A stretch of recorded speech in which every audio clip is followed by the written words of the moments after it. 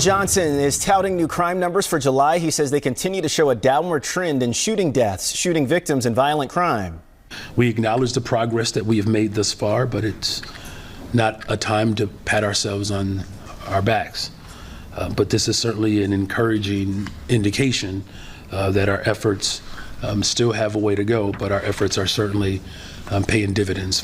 The mayor also noted that Chicago is now exceeding the national trend of declining crime. So once again, we've got Brandon Johnson coming out and saying, don't believe your lying eyes, everyone. Crime is down in Chicago. You're safe.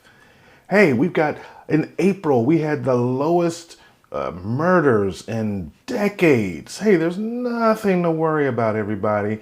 I've got it under control as mayor. I don't know about you, but I can't take him seriously when I keep seeing stories like this. A 20-year-old woman was shot and killed in Chatham. Police say a group of women were arguing near 78th Street when a man with a gun walked up and shot the woman in the face. Investigators say the gunman ran away and they're still looking for him. Multiple people shot. Now, when they arrived on scene, at least 3 people had been hit, including a woman and 2 men. Investigators say someone pulled out a gun and started shooting at people standing outside. First responders took a 25-year-old woman and a 24-year-old man right here to the University of Chicago Medical Center. The man died while the woman remains in critical condition at this hour. Another 24-year-old man was also taken to another area hospital. Right now, they are listed in good condition. A 17-year-old boy was killed in a drive-by shooting early this morning. It happened near 76th and Prairie in the Chatham neighborhood around 4 a.m. Chicago police say the victim was standing on the sidewalk when a dark car pulled up and someone from inside opened fire, then pulled off. So far, no one is in police custody. So you hear that story after story after story in this particular. So you hear that story after story after story of people being killed in Chicago on the South Side in the Chatham neighborhood. And it's really unnerving to see this day after day after day. And to hear Brandon Johnson continue to get up and tell Chicagoans, you have nothing to worry about, crime is down. There's obviously a disconnect from what he's actually experiencing or the way he's trying to spin this to the city of Chicago. There's a disconnect between that and what people are actually experiencing on the ground. Let me just take a moment right here and tell you, I've got an entire playlist of videos specifically critiquing Brandon Johnson and his management, or in this case, mismanagement of the city of Chicago going back over a year. So I'm gonna put that link at the end of this video, so hang out to the end. If you like this kind of content and you wanna see more of it, I'll go ahead and put the link to the playlist at the end of this video. But getting back to the perception versus reality, all you have to do is turn on the television and you see this happening day after day after day in Chicago, and specifically in the black parts of Chicago. That's where these last 3 stories came from, in the Chatham neighborhood on the South Side. But it goes beyond what's just happening in these neighborhoods to individual people. It's actually impacting the business community in these black parts of Chicago even more.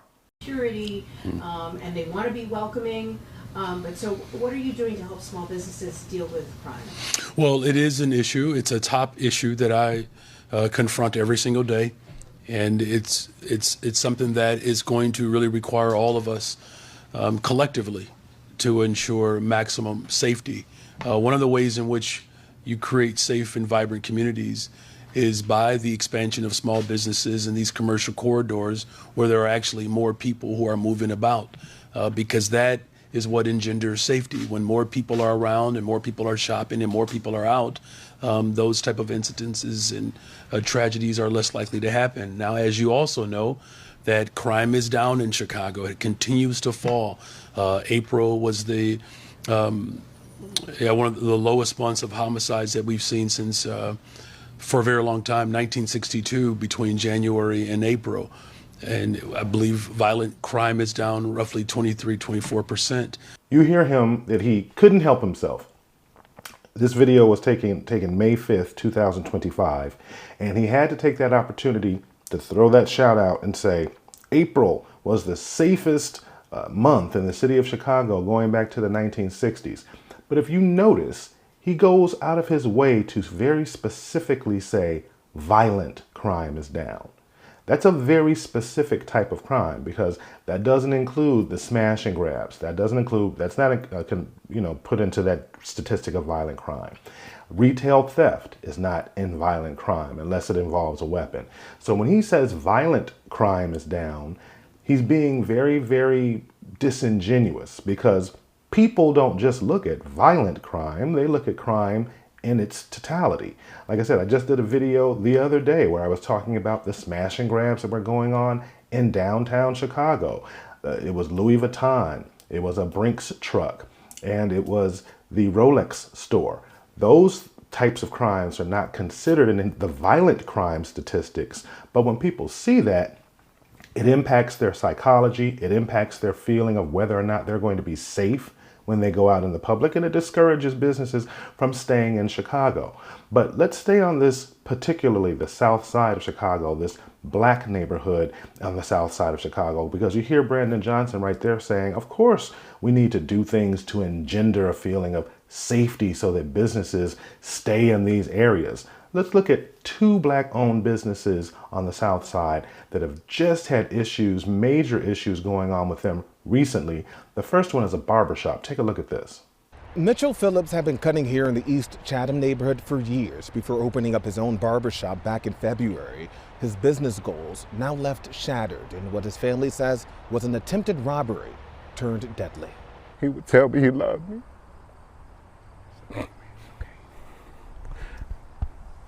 I wish I could tell him that again.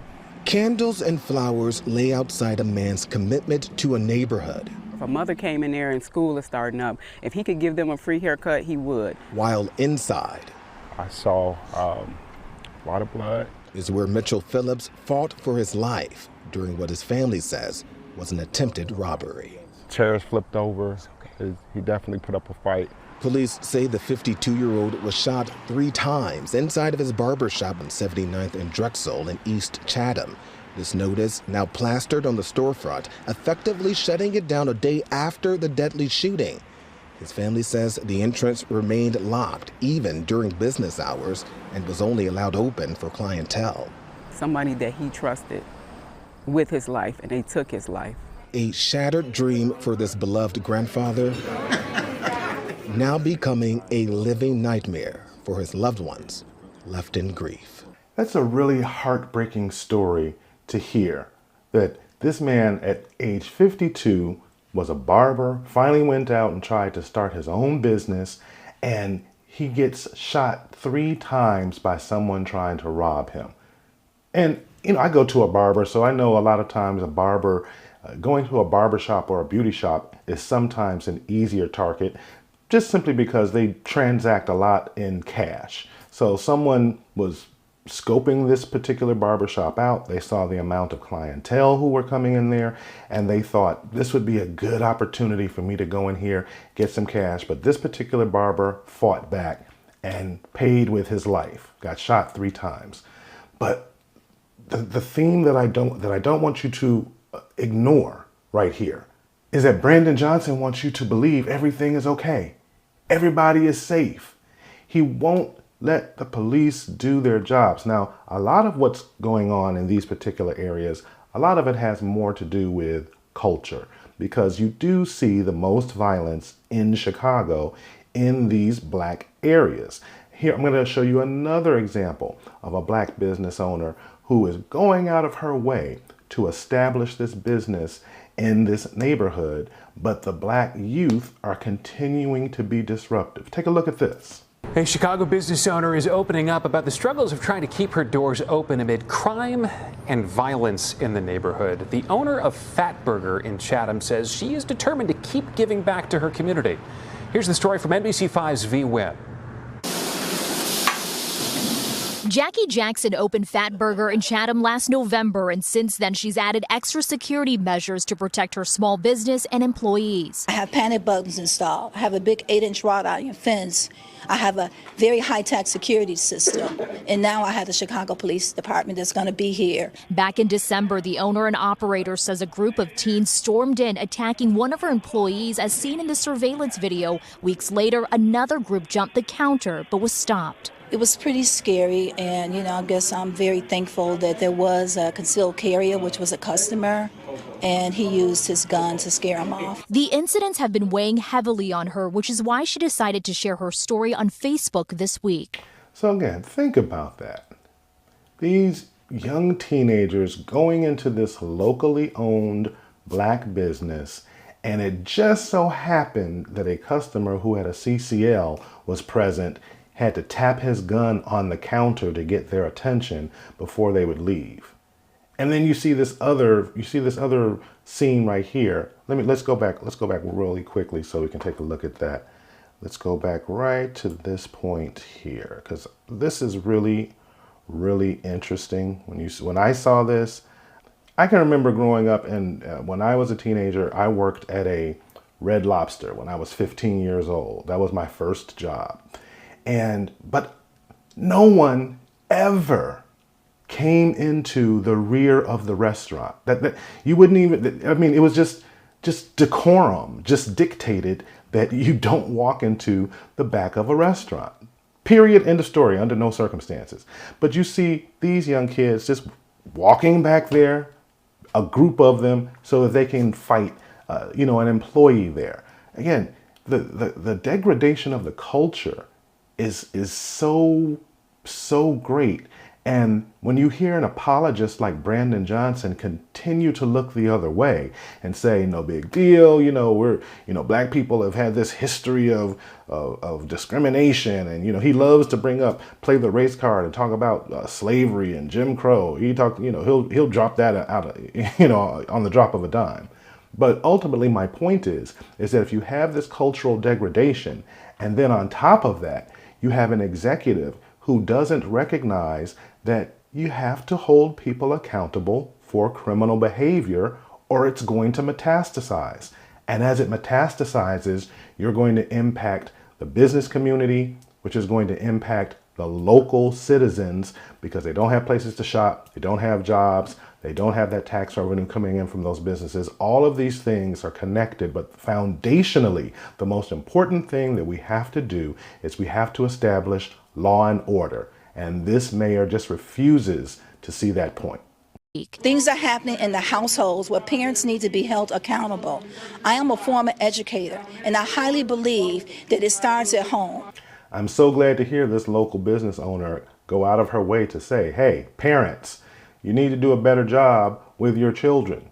That goes back to my culture observation. This isn't just happening in a vacuum. These are parents who are not raising their kids. Then when their kids go out into the black parts of Chicago, they're not being held accountable by local police and by politicians. And then when they become adults, big surprise, they're lawbreakers and involved in antisocial behavior and don't have the skills to take care of themselves and wind up in jail. Not all, but the ones about whom we are speaking, that's the trajectory that they are going to be on.